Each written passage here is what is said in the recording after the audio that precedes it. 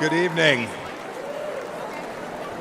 Good evening, my fellow Americans. It's great to be with you. A special shout out to Kansas over there, my good friends from Kansas. You know, I had the incredible privilege to serve as President Trump's CIA director and Secretary of State.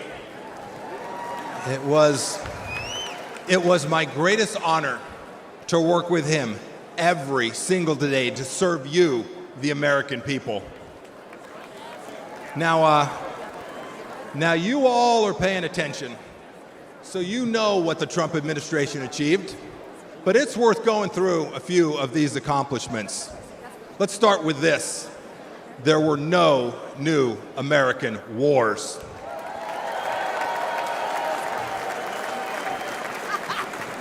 Our border, our southern border, closed.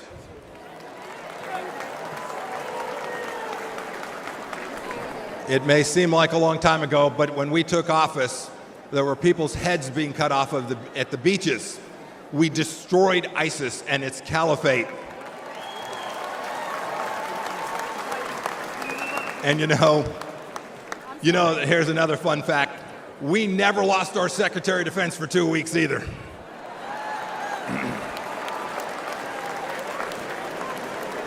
You'll remember, for those 4 years, the evil of Vladimir Putin was held at bay.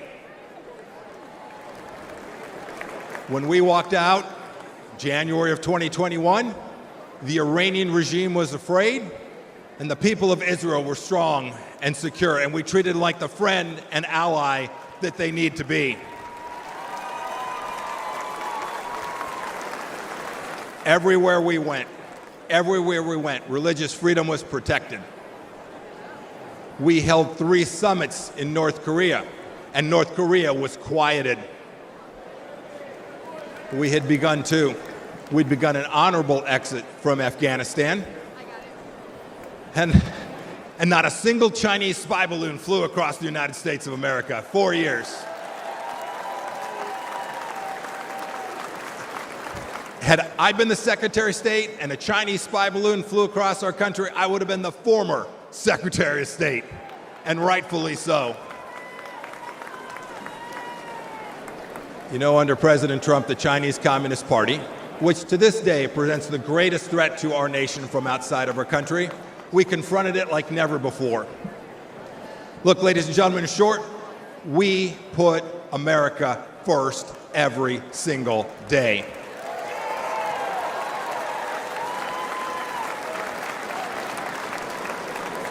"42 months on, what has Joe Biden and Kamala Harris done? And their leftist handlers, what have they delivered to us for security and prosperity? Almost nothing. Let's start with this. You saw some of them last night. 13 new Gold Star families from Afghanistan. As an Army veteran, I want to speak to everybody who served in Afghanistan. I'm disgusted by the Biden administration's incompetent pullout from that country.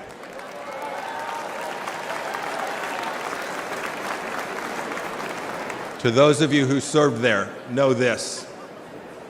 Know that your service was honorable, that you saved American lives, and that the Pompeos love and admire you for what you did for America. Thank you, and God bless each and every one of you.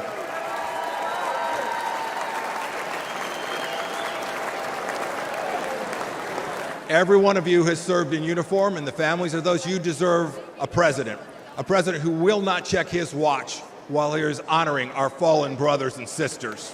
It was indecent.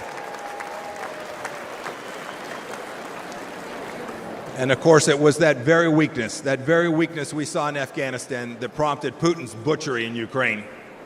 Last week, we saw what it meant. A children's hospital bombed, innocents killed. It did not have to be. And now, of course, a second war in Gaza. President Biden won't even talk about the fact that Americans are still being held there by the Iranian regime. Contrast that with what we did when Americans were wrongfully held. President Trump sent me to North Korea to bring home 3 American pastors. We brought them home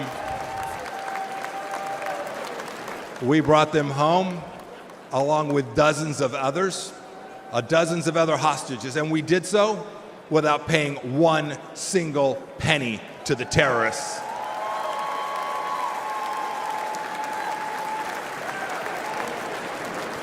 And what about Iran today? When Joe Biden eased up on President Trump's maximum pressure campaign, we gave money to the Ayatollah so he could cut more checks to the genocidal maniacs who conducted barbaric attacks in Israel. And now, of course, closer to home, a massive national security challenge. Our southern border is a welcome mat.